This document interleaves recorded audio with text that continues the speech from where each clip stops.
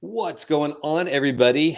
It is the Daily AI Show. It's Monday, December 30th. You made it. You're here. Welcome.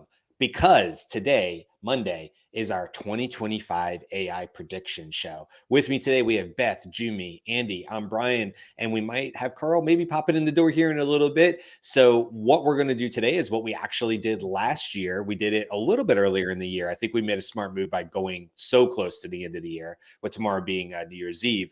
But we did this on episode, I think it was 76 of last year. We made our 2024 predictions. If you missed it on Friday last week, we discussed whether we were right, wrong, or partially right or wrong about our 2024 predictions. So now that that is passed, we've done the scorecard. We know what the matrix is. We know which one of us has clearly got the crystal ball. It's time to do it again and see who has the best crystal ball for 2025 in generative AI. So I'm really excited about the show. It's definitely one of my favorites of the year. Although I do feel, I don't know about you guys, but I feel like there's more pressure this year somehow. Maybe because it's the second time we're doing it because we just looked at our 2024s.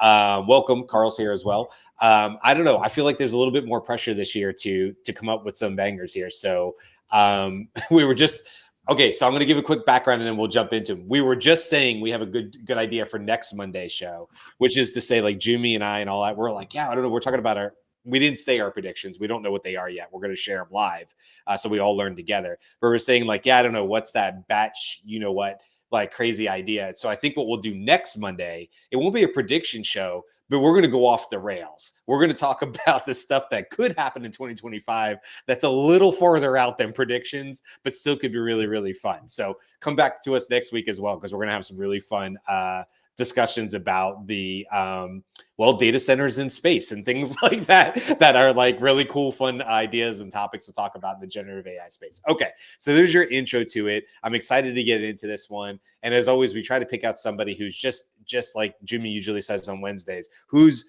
itching with a really, really good prediction, who wants to start us off. But there's a lot of pressure here. You got to start off strong. So who's got a really good prediction for 2025 that they feel good about? I do.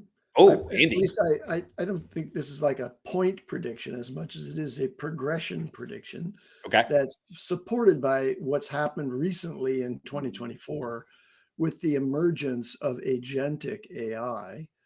And I think that while we talked about, we talked about, 2024 being the year of agents. Uh, I think that was true in the respect that there was a lot of development of agentic capabilities at the sort of the cutting edge, at the sort of the let's package together, some demos of what agentic AI can be. And in the long run, we expect that agency in AI and embodied AI, the merging of agents and robotics, is going to be a real thing.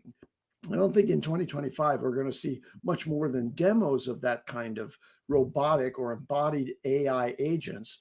But what I think we will see is that there's going to be a solution to, and so let me just jump in and say, I don't think it's going to be you're going to have an agent that is a personal assistant and can do all these things for you.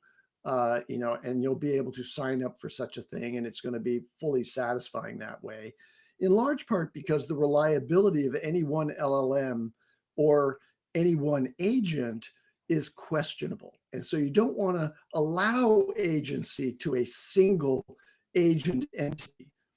That's not the way it'll work. I think what we're going to see developed in 2025 is crews of agents that interact with each other in a way that creates a council that comes to a collective solution for you rather than a single agent acting on your behalf.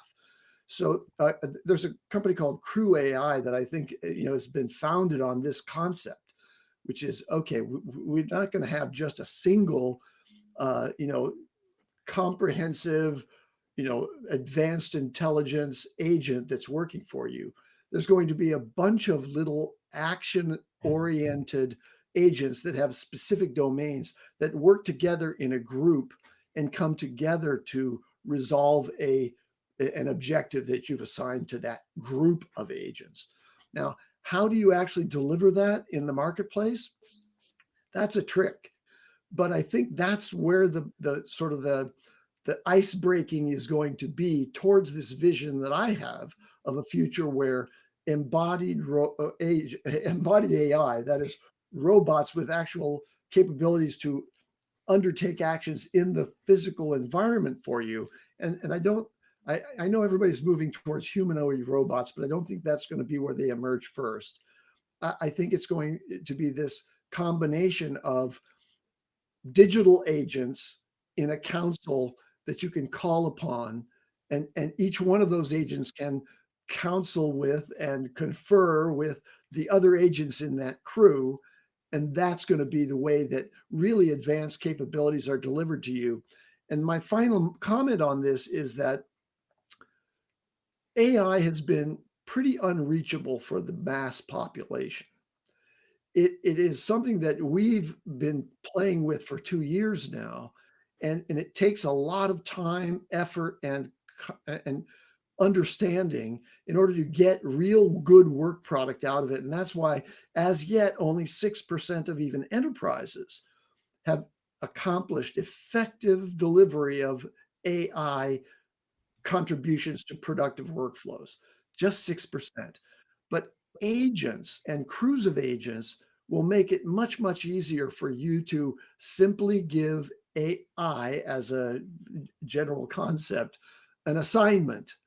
And that group of agents will be able to deliver that for you. And that's how AI is going to be simplified for the masses. Okay, so I want to make sure, Andy, that for the sake of the transcript, when we look at this next year, we pull out the insights. So I'm thinking about future Brian here. Here's a prediction. Future Brian is going to look at this transcript and when we go to set up our review show. So can you just summarize for me? I think you had 2 predictions there, but can you summarize quickly those 2 predictions just so we make sure we put a point on it? Sure. Okay, I'll see if I can distill it down. In 2025, we're going to see major companies that are involved in the development of AI deliver we have mixture of experts models. We're going to have mixture of agents services. Okay. That's what I'm saying. There's going to be mixture of agents services where you can selectively call on multiple kinds of agents to work for you and assign them together a task, and those agents will talk to each other in order to collectively arrive at your objective. I did have one question on that. I was listening to another show and they were saying about open and closed protocols. And the one thing that I'm curious what your take on this would be, will companies like a Salesforce close their ecosystem essentially to say, hey, you can't use that agent in our environment. You can use only our agent in our environment. And same thing with because there is a point when I don't want to use their agent. I want to use this agent, or I want to use Salesforce agent to access this, and companies are closed it off because they don't want you to use that agent. They want to use, someone just brought it up, and the thinking was eventually it'll go to open, but we don't know. Yeah, I think you're right that there will be walled garden agent groups. And Salesforce is at a leading edge of that kind of implementation. There's no reason to go to the open source agent crew kind of approach if you are already using Salesforce in the sales context or in your ERP context within the corporation. So you won't bother to go out there. Why? Because Salesforce is going to be moving forward to make sure that all the capabilities that you could get from other service providers' delivery of such agent groups is going to be available within the Salesforce one. So that you'll stay within that little garden. So I think they'll try, right? I don't know if they will try. So we will see it. I don't know that it will be successful. The walled garden?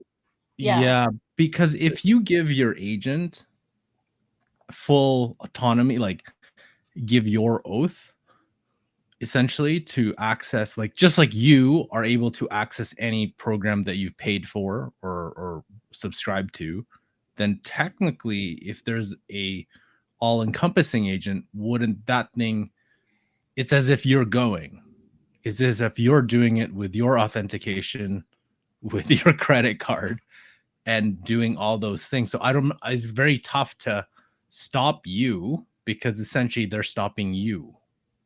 Right. I don't know. It's a very But interesting I think the difference there, it's a great point, Carl, but there's a very big difference from an agent exploiting an API and you signing in on your desktop. And I think that what's going to happen is they will be able to have their AIs determine whether it's actually you operating this thing. Just captchas are becoming very sophisticated in their ability to identify whether it's a human or a bot that's interacting with their system.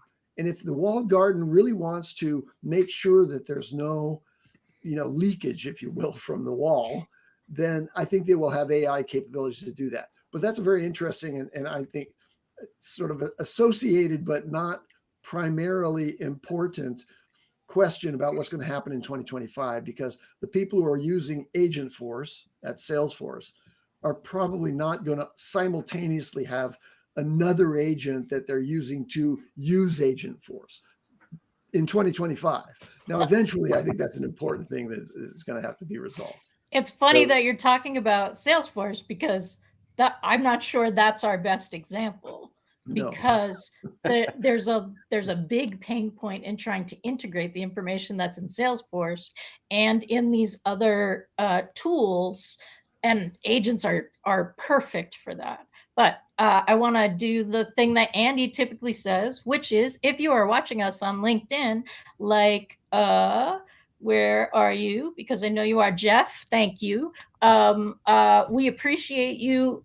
We can see your chats, but we can't chat back. If you hop over to YouTube, you'll be able to chat with us. And what Jeff chatted about was, Andy, can you turn up your mic a little bit or get a little closer? All right. Sure. Done with admin. Brian, what's the next? No, I thank you. I want to say, I do want to keep moving. I know we can bear down on agents. That's a big bear, right? But this is a prediction show, so I want to make sure we keep moving there. I will throw in my own prediction though, just because it's off. It's an offshoot of Andy and what Carl and Beth, you guys were just talking about. I do agree. So here's my prediction: we will see more agent-like workflows, but I'm going to say they're closer to workflows still in 2025. And I do believe they'll show up in OpenAI and also tools like Perplexity, who has already shown that they're working hard. They've made some investments in other companies. They bought other companies who connect easier to Google Docs and Slack and things like this. So I think Perplexity is going to be a big player here with these agentic workflows. But I definitely believe, just like we have custom GPTs today, whether they continue on that, Carl and I have talked about this, that track of calling them custom GPTs, or they actually release a new sort of product inside of ChatGPT or OpenAI that's specifically for agentic workflows. I absolutely believe OpenAI will be pushing hard to keep that moat growing, get it deeper, put some alligators in it so that we all want to stay inside the castle walls of OpenAI. And one way to do that is to be first to creating truly beneficial to the end user agentic workflows. And no, I don't think they're going to be go buy me a pizza or transactions that involve money, or like we keep seeing these like pie in the sky things like it'll plan your trip and also get your plane. And I'm like, whoa. I definitely want to be the human in the loop there. I do not trust you. But that's way down agent stuff for me. I think in 2025, what we're talking about are really workflows that are a little bit smarter. They're ingrained with AI. They're a little bit smarter than what we have today. They are able to go, quote unquote, off on their own and do some work on our behalf without us directly being involved. So it's like human in the loop, but I think human in the loop gets spread out a little bit where we don't have to touch it so often. That's what I believe. But my real prediction here is just an offshoot real quick, and then I'll stop on the agents, is that a prediction in 2025 is, yes, we will definitely see more walled gardens, because it makes sense for the company. It makes sense for Perplexity to be first to the starting line with these types of workflows. Because if we all start using them, it just makes us more ingrained with a tool like that. And they're not the only ones, but I know they are actively working towards connecting to things like Google Docs and probably Notion and Slack and other things. So are they going to become another Zapier or Make, or are they going to be truly a place where we can get like these agentic workflows? That's to be seen. All right, who's got another one? I got more, but Jimmy, we haven't heard from you yet. What do you got for a prediction? Yeah, with the advent of specific hardware coming out, Hilo came out with their AI processor, single board processor, and Jetson was announced from NVIDIA.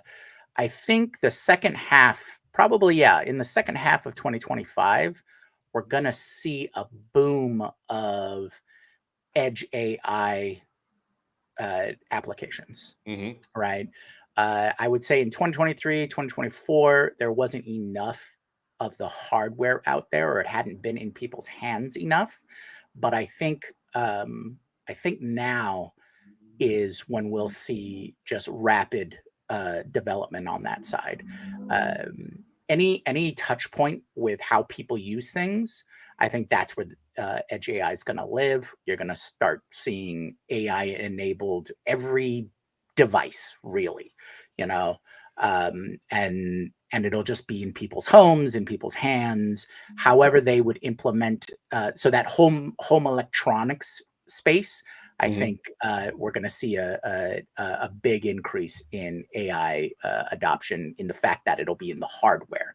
Nothing that people have to touch, in the sense of, like, you know, putting in prompts and all those kinds of things.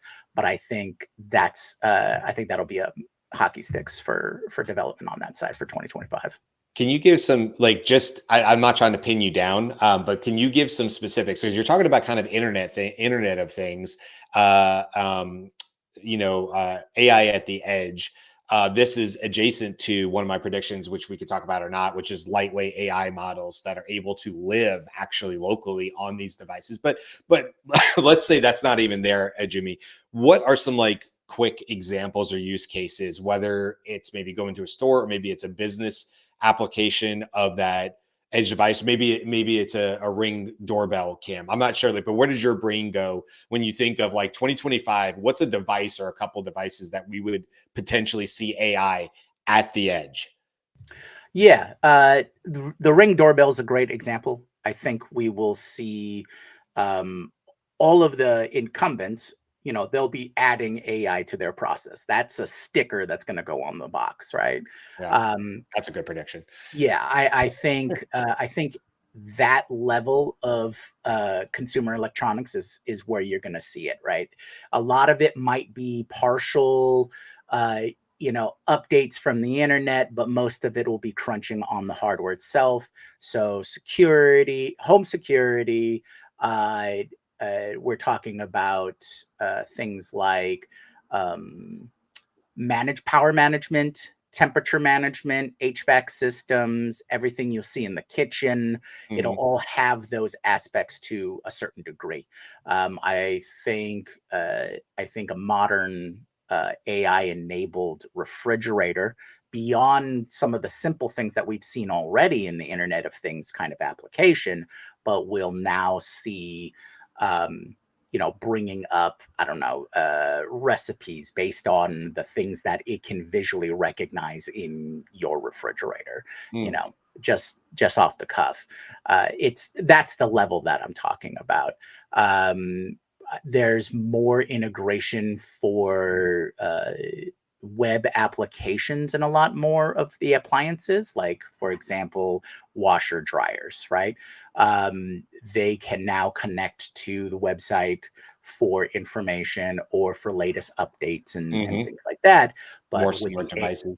right. And then on the AI side of things, you can have more of an interactive piece where it'll do a diagnostic and tell you, hey, it's time to change this filter, or you may want to someone,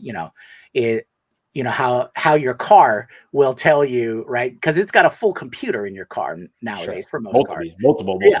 computers. Multiple, yeah, exactly. Yeah. And it'll just say, hey, it's been 20,000 miles. You need an oil change, period. That kind of thing. So this is where I see more of that implementation. And then, of course, the toys. You're gonna see the little robot dogs and animals and all of those kinds of things be a little more available. It would be interesting to see things like iRobot kind of robo vacuums and those kinds of things get a bump up in its capabilities. I think a lot of these may just be sold with the sticker of AI, and it's just something that they've been developing for machine learning and those kinds of things. But I think in that whole edge computing or edge AI space, you'll see a huge bump up in there. Now, what you won't necessarily hear unless you're in the into the spheres is how people are building more and more edge AI into their single board computing side of things. Right. Like I've just been seeing people just build like mini rack servers of just, tiny computing devices and things like that. Now that's more on the hobby side of things, but I think what will develop out of that side is more practical applications. You can put more everything that you might need where you thought you would need an entire big old server to do in a waterproof box, and that can inhabit any external location. So if you've got you want to extend the capabilities of a tower network, you can fit more and have more capabilities on each cell tower, because now you can put that entire edge AI right there without having to go back to a larger, CO or anything like that. So I think it'll be all of those kinds of things across the board that you're just going to see a big bump up in.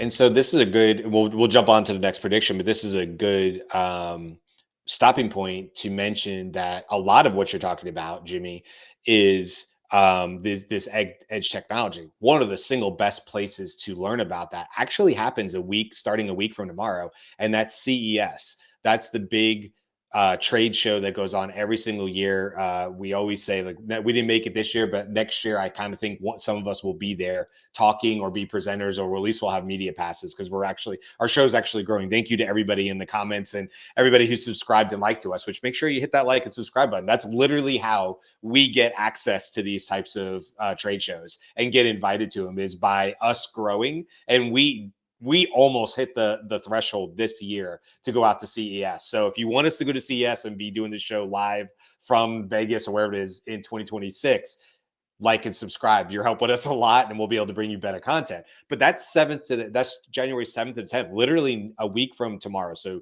next Tuesday to next Friday or Saturday is their CES. And so I just wanted to bring that up really quick, because Jimmy, one of the best places to learn about what's coming is going to be CES, and we are going to see a whole lot more AI edge stuff, and we will have shows about that next week as things come out, because that's always a super interesting. The Rabbit. Last year, Rabbit was announced at CES. Yeah. I mean, it's like a ton of that. So anyway, just wanted to bring that up, and we will have shows not this week, but obviously next week, once those big stories start coming in, we'll definitely have a show about CES and what's new and what's cool, because it's a huge thing, and AI is such a huge integral part of it, that's the place you're going to find out that now your toaster oven can talk to your microwave, can talk to your dishwasher, can talk to your fridge, and they all know when to get you new ketchup. You know what I mean? Like, it's just going to be like, that's kind of what we're going towards with smart devices. Okay, let's move on to more predictions here. I want to keep going around the horn here. Beth and Carl, I don't think you've done a prediction yet. So do one of you guys want to come up with your next prediction?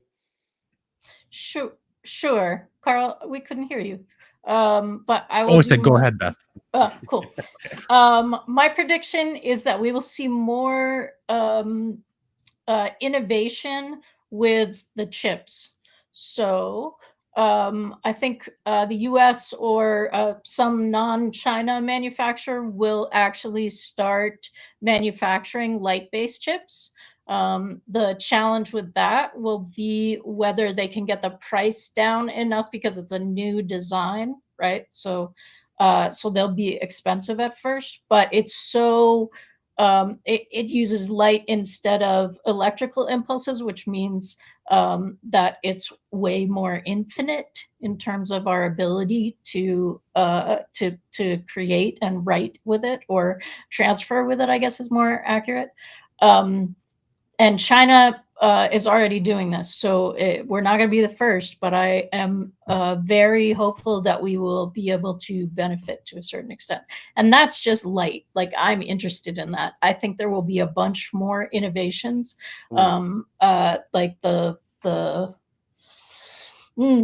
I'm trying to remember it now. I can't come up with it, but like chips that are organized in different ways, so that maybe the neural infrastructure is like baked into the chip, right? Wasn't there it wasn't large language model, but there was a specific chip designed for language models, because the ones that we're using from NVIDIA were designed for gaming and like that kind of needs. It just happened to overlap. So chip design, those are my predictions. Specifically, they will start being manufactured for production in 2025. Yeah, I And think thank you're you, Beth, referring for to answering Grok. that at the end. And like, I love that you guys are going back to the end and being like, specifically, this is my prediction, because I know that's hard to do, but man, that's really going to help us next year. So, or yeah, this time next year when we're doing our review show to it. Okay, very So cool. Light chip production. I like that. But also the large language model specific processor that you're referring to is the LPU from Grok. Yeah. Very cool. Grok with a Q. Q. Yes, I know. Thank you. Grok and Grok. By the way, thank you to all the comments that are coming in. Gwen, you're awesome. Justin, I see others in there too. They just scroll past me, but you guys are putting in some predictions and questions in there. We will leave time at the end of this show to make sure we get to those as well, because you guys are being awesome for putting those in there. So hold tight. I think we'll pull a few of those, as many as we can, and we'll give you maybe some rapid fire answers based on people in the comments. We'll try to do some maybe quick predictions that we didn't even prepare for. Maybe there'll be some winners in there. Okay, Carl, I want to make sure I get to you to get your probably first prediction here. So what's a prediction for 2025?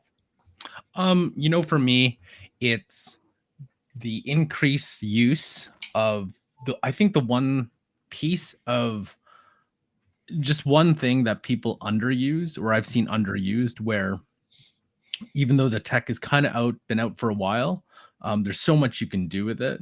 It's, I would say, a 25 to 30% increased use of voice in an AI capacity, whether you're talking to advanced voice mode, or we're now seeing like voice type interactions, quote unquote voice agents that, whether it's 11 Labs have built it, Play AI has built it, built into your RAG system, just being able to interact more in, whether it's in business or personal, with voice, because I think it's an easier interaction than sometimes a lot of times typing. And I think we have the capabilities now to be able to have those full interactions, and wherever agents take us, voice should be accompanying part of that, because you want to be able to tell your agent what to do in addition, in not just typing, right? You want to have a full conversation, and the agent would talk back, say, did you mean this? Did you mean this? You mean, yes, I meant this, not that, this, and so on. So to me, I think that would be that's one big piece. Are we only doing one, or are we just doing? No, no, we have more. I'm trying to go around the horn, like kind of not fast, because I don't want to, it's difficult, right? Like I want to make sure that we have time to respond to what one of us is predicting, while also making sure that we have a good chunk of prediction. So I'll throw a new one out there, but we can keep it short. I think my prediction is we're going to see a big push in 2025. Like 2025 is going to be the year to see the biggest push yet in hyper-personalized education platforms. So we've already seen what Econmigo could do, and wow, were they ahead of the game with what they were doing. I mean, just truly, truly amazing stuff. But like my daughter, Carl's daughter, I just think this is the year where maybe Carl and I are going to have discussion as parents, because we have similar age kids, and we're going to go like, yeah, my daughter or our daughters are using this AI assisted thing in their school to do X, Y, and Z. Maybe it's a particular subject. Maybe it's just in math. Maybe it's just in history, whatever. But I definitely think this is the year, 2025 is like, we're just going to hear about this, and it's going to become so common that we're going to see our students. And just to be clear, my prediction is not that like, some kindergartner is going to have an AI helper and it's going to follow them to high school. That's coming, not in 2025. I'm simply saying that we're going to have purpose-built in schools available to students, hopefully with equity, so all can use it, but in schools, the ability for students to start having these AI helpers, especially as context windows grow longer. I think you're going to have context windows that span an entire semester or quarter of school and follow that student from the front to the back. And the reason I say this is because we already know, like my daughter has multiple, at least in Florida, there's multiple, they're called fast tests now, and they're like markers. And they give them one at the beginning of the semester. I'm like, how much do you know about this? Well, not a lot. I haven't learned it yet. Middle of the semester, middle of the year, how much do you know about this? Oh, my grade went up a little bit. End of the year, where are you? Did we hit the curriculum, right? And so I think AI is obviously a huge part of that solution to make sure that every student eventually has the personalized attention and help they need through AI. So I just think 2025 is going to be a massive year for advancements in that. All right, who's next? Andy, I feel like you started, but you haven't gone in a bit. What's another prediction from you? I'm looking forward to seeing a number of sort of research centers and forward-thinking AI developers move faster toward AI, AGI, with the development of autonomous AI development, meaning the AI is creating new AI. We know that, from the theorization about what happens with the singularity, if the people who have been futurists about that one of the key elements of that is the AI actually being able to rewrite itself and advance its own capabilities. And I think you're going to see autonomous AI development delivered in 2025, and not in a comprehensive way, but you're just going to see facets of AI development happening by AI itself. So maybe not Prometheus, but Right. moving in that direction. Yes. Awesome. Okay. Craig's in the comments. He's like, what did I miss? You missed a lot, Craig. That's okay. That's why we record these and you'll be able to watch the replays of it. But Greg and Gwen, you're already doing it. If you have any predictions that you want to make for 2025 and you want us to get those out so that they can be put in the canon, you can't, we'll review them next year. We'll be like Greg said, we'll be happy to do that. So just say, to make it easy on us, if you have a prediction for 2025, just put my prediction in your comments and then tell us what it is. If we see that in the comments, we will read those before the end of the show, and you will 100% have your prediction recorded for everybody to hear and see, and we will make sure we bring it up again next year. Yeah. I have a prediction, 12 actually. Well, maybe pick one or two, Greg. All right, let's keep moving because I want to keep moving fast-ish or whatever, so we get good predictions out there. Beth, why don't you hit me with your next one? So my prediction is that pushback on AI gets bigger. So that the people who are invested and using it and finding value, that pool is going to grow bigger and it's going to get a lot of coverage. And the pool of people who are absolutely not, this can't happen, it's ruining our brains, it's ruining things, are also going to get bigger, and there's going to be evidence on both sides.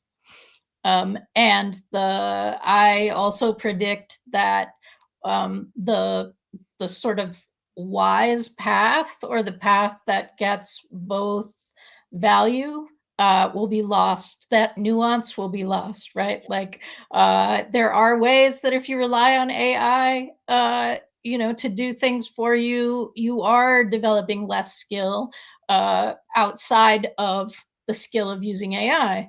But there are ways to address that, right? Like it's like you still need to engage in a particular kind of learning if you want to be able to have that skill outside of that. I think that's going to be a big headlines, and I hope it's a nuanced discussion, and I really don't think it will be. I heard two predictions there. I just want to be clear. One prediction was a larger pushback to AI as a space. The second one was more of a general washing or generalization of writing results? What was the second prediction? The second prediction is like the equivalent of, sorry, Buffy the Vampire Slayer episode where like be or bad. So AI bad, right? Like it's just going to be complete like, okay, all AI, nope, we don't want any of it.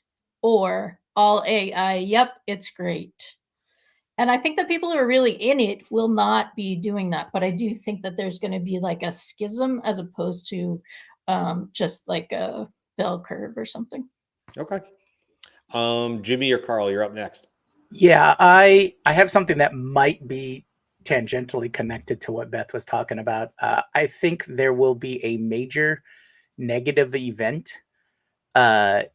with AI or AI based or connected to or whatnot. Like a data breach, is that what you mean? Data breach, or there'll be active bad actors using a specific thing, AI related thing, to accomplish a goal, and this may spark the larger schism that Beth is talking about.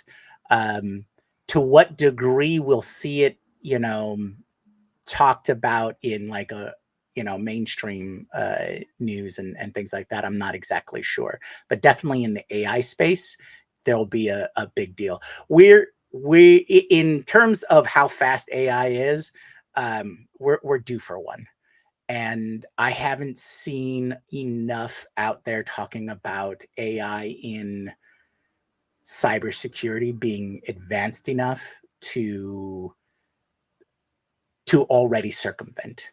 I'm sure it will be a mad style, back and forth, like with everything that's tech related. We did this, but we did this to stop this thing.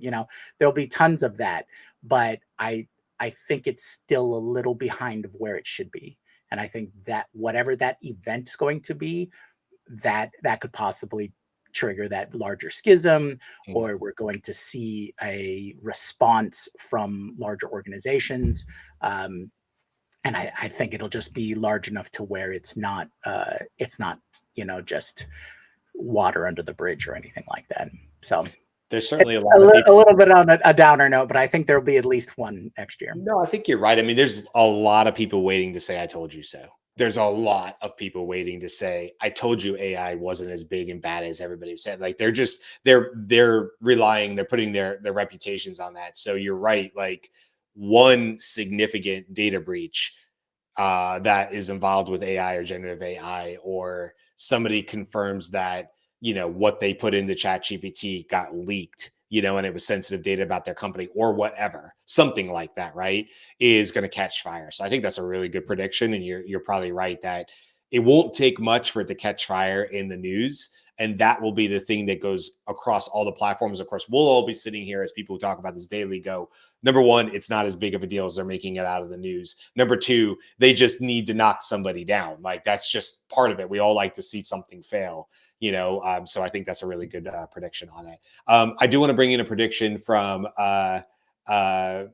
Gwyn, and I said I do this at the end, but this one, come on, we got to say it now. Prediction: the Daily AI Show will be the go-to show for daily for millions. Yep, done. It's been said, locked in. I think you're right, Gwyn. It's not a prediction. That's a when. Right, isn't that a when? That's a when. That's not a prediction. Will it happen in 2025 on there? I do want to do some maybe fun Daily AI Show predictions, just because I think that'd be fun. But we'll do that at the end here, and we'll have some fun with that. Maybe we'll come up with some cool questions. Okay, I don't know about going around the horn. I mean, I certainly have maybe one more I could throw in there, but Carl, I don't think you've done a second yet. So can you throw in another prediction? Yes. So the one I predict is that AI roles will increase by 30-40%. Because if you actually go on Indeed, LinkedIn, or wherever you go find jobs, you'll probably start seeing a lot more AI whatever. Like last year, I saw maybe 4. Yeah. And then, but now you'll probably see a lot. And we're talking outside of software engineers, or ALML specialists or AI ML specialists, but like actually just especially ones that are in businesses as they start looking and looking at adoption a little bit more. You'll probably see a lot more internal roles, which is I think they're going to be more on the enterprise level to start with, for 2025. I think it's a great prediction. Well, number one, that's good for all of us, right? Like for all the people who, do consulting like we do and or work with other companies or work specific, like I work for Scaled specifically. I think that's really, really good news. I agree with you. 2024, it's been kind of hard sometimes to say what it is maybe a Gen AI consultant does. I've certainly run into that. I specifically work with sales teams on the Scaled side of things, but you're sort of defining the role as you go because there haven't been these sort of clear benchmarks or guardrails around some of these roles. But you're absolutely right. This is something we saw Rachel Woods talk about over a year ago, is like, these are going to, like any new field, these are going to coalesce. These are going to be some defined guardrails around it. And then once companies can wrap their mind around what that title and job and role are, I definitely agree with you, Carla. We're going to see a proliferation of these roles because companies are going to be able to say, I know what that does. I know what I should be able to expect from that person and their ROIs and KPIs, I should say, right? And like, that's probably kind of part of the problem is like, you have companies that are like, I would love to have an AI specialist at my company, but I don't know what they would do. And I don't know how I would measure their success. And that's tricky. But that I definitely agree is going to get a lot better in 2025. That's a great one. Okay. I think let's just open it up now. I think we've all at least done 2 or 3. Who has a few more in there? We're good on time, but like, let's start moving maybe a little bit faster with some of these, and then we'll get to the comments, and maybe we'll finish up with some quick daily AI show predictions just for fun at the end of it. Who wants to jump in with another one? Okay. Quietly behind the scenes, the legal profession is being transformed by the advent of AI. And I think in 2025, you're going to see that progress to the point where, we get more and more media attention to the emerging fact that a lot of the things that lawyers have been trained to do are being replaced by AI. And so I think that there's going to be news in 2025 about the impact on law as a profession. And I think you'll see it first at the number of people who are applying to and seeking admission to law school. That's a good prediction. By going down. Going down. Well, one friend of mine told me that like for anything related to being I can't remember the distinction between a lawyer who doesn't go into trial, a trial lawyer, sorry, it's stupid, trial lawyer and a barrister. I think he says like for anyone who wants to be a barrister, you may want to rethink what you're planning to do, just because a lot of those transactions, while you still need like a notary or something that is verifiable, a lot of those transactions, a lot of people can do on their own, and they're as good, if not better, than going to a lawyer and asking advice or getting to draft up whatever you need. And also on that note, it'd be very interesting what billable hours means, because how can you bill something if a lawyer can do it in less than 2 minutes? It's like, wait a second, you didn't take 45 minutes or an hour, you took like 2 minutes because you used ChatGPT. We talked about that, right, Carl? Like we did a whole show about value-based selling and how there's going to have to be a huge shift. That could be a prediction in itself. As a 2025, you can see a bigger push towards value-based selling, because you're not going to be able to just get away with billable hours when people are going to be like, but we can also press that button. So how are you going to give me results? Which kind of goes back to these new roles and guardrails and all that stuff around what these roles are and defining them, because that's absolutely right. So I think that's a really good, that could be a prediction as well.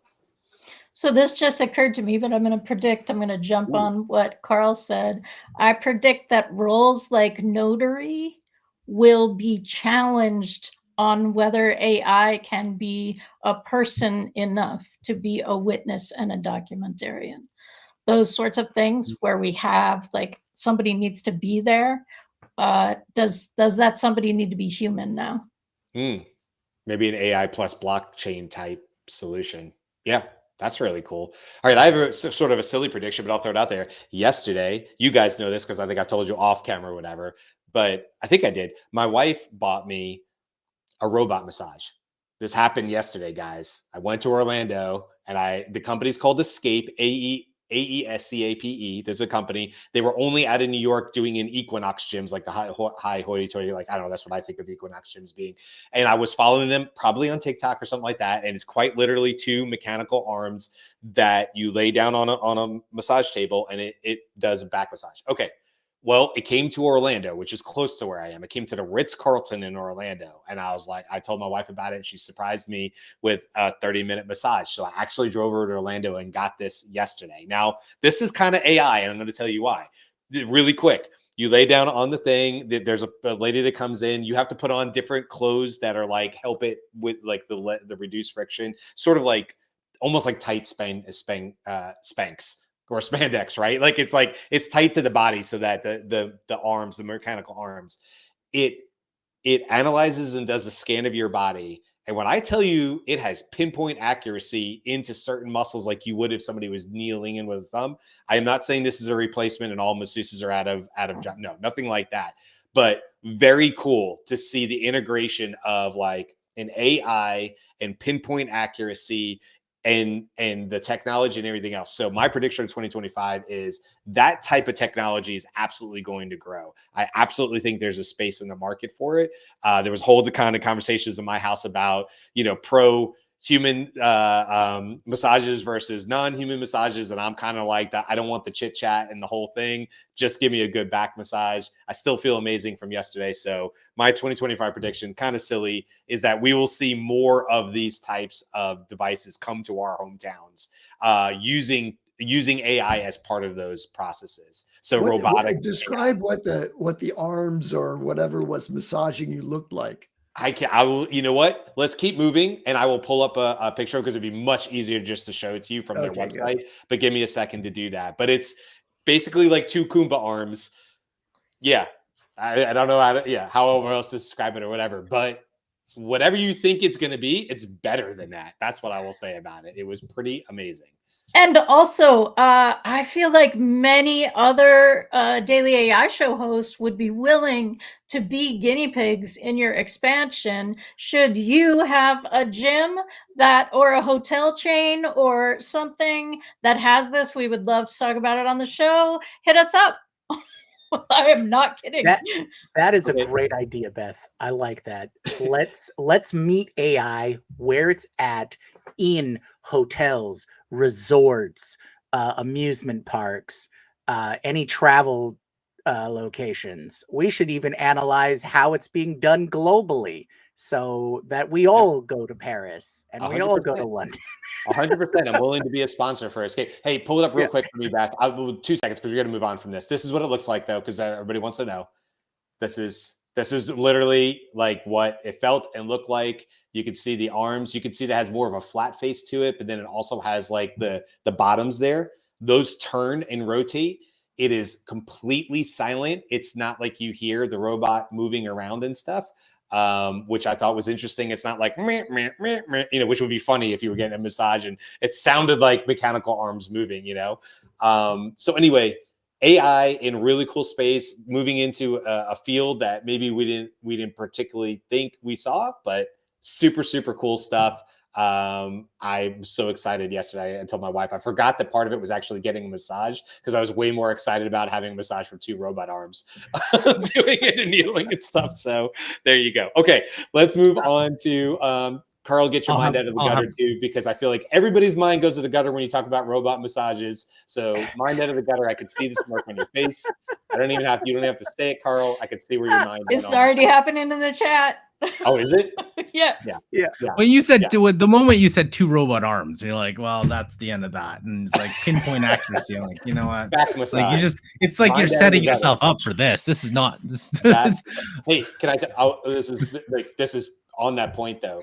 So part of it is a glute massage. Well, we could just replace glute for butt muscles, right? So like it's a massage. And I even told my wife after. I was like, here's the thing. Amazing massage. Not gonna. My butt's never felt better today. Amazing massage. But here's the thing: like, if it was a human, I'd be like, wow, those hands are there for a while, you know. But because I was a robot, I was like, do your thing, robot. Stay as long as you like. I'm not mad at it. You hang out. Keep going. Keeps going. He just Keep keeps going. going. I'm not feeling weird about this at all. So do the left, do the right, come back to the left. We can be here all day. Do your thing, robot. I'm telling you, it's very freeing. It's very freeing. Anyway, Gwen says, you know what? I'll do my prediction, which I'll go completely the opposite of where that is. Do it. I do think with advents of 03 and everything else that's going to come out this year, I believe a major disease will be cured. Like it's to me, it's inevitable that whatever you pay, let's say for 03, you pay $1,000, $2,000, $3,000, $5,000. What researcher, doctor, professional in the healthcare industry say, you know what, I'm going to put $10,000 in and I'm going to get the cure to whatever it is. And it'll be, to me, no amount of dollars will be enough to do that. Because I think I was like, why are we building these things if we're actually not benefiting? And I think that to me is one big benefit. Maybe one, maybe two this year, that you'll have a system that'll be like, oh, you know, took like an hour to think about it, maybe 30 minutes, but actually came up with, here's a solution for us. Sorry, I was just saying that I'm reading the dumb comments in there. My mind is back on you guys.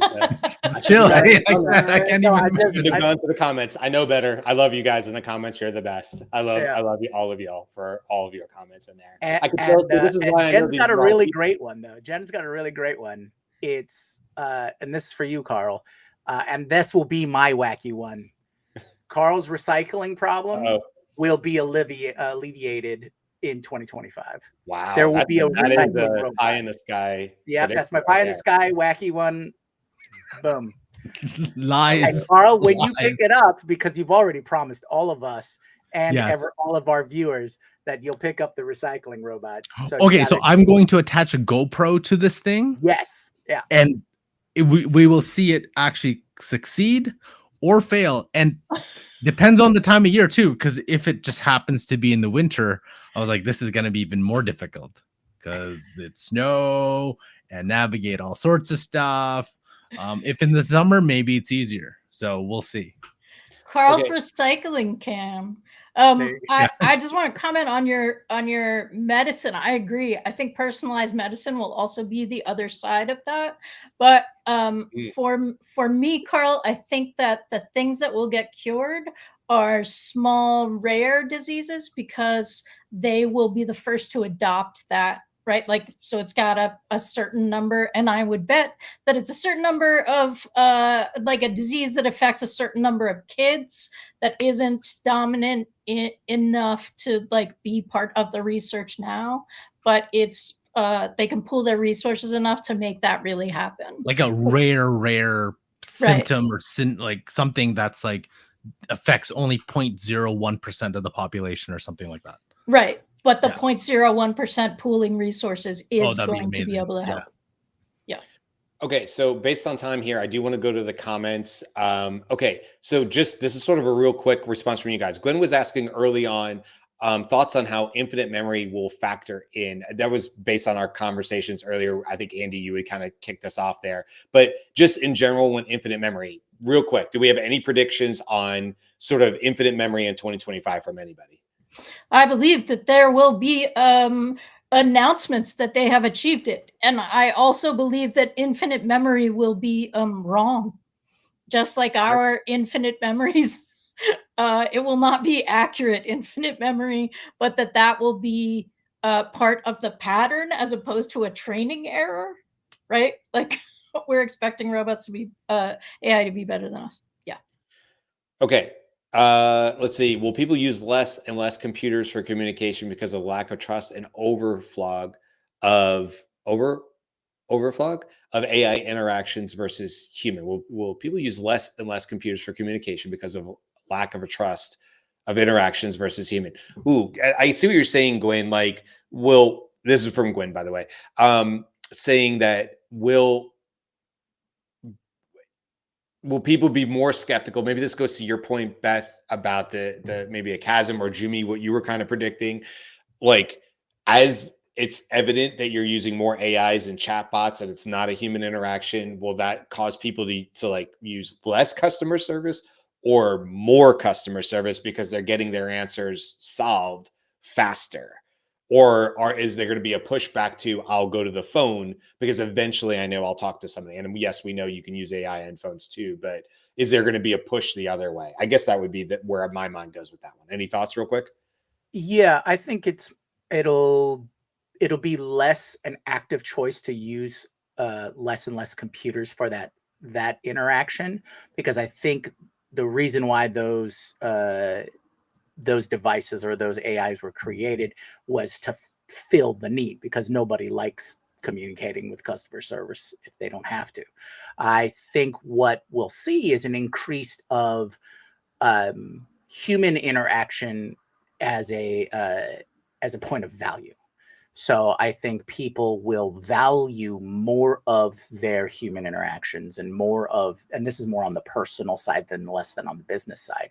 And it'll be more in-person events. It'll be more connecting with people overall. And this may take years to really manifest or be studied, but I think there's just going to be that chain of, this is all that stuff that I use the internet for, and then this is what's more valuable to me.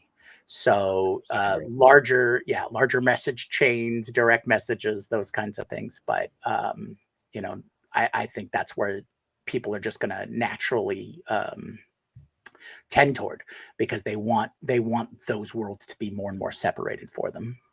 I 100% agree. And I've said this on the shows before. It's not a 2025 prediction, but I've said that I do think there will be a resurgence towards art galleries and things like that. There's going to be a desire and a push to see things that are authentically human created. And what I think that means is like more live events, like going to an art gallery and watching maybe one of your favorite artists paint something live.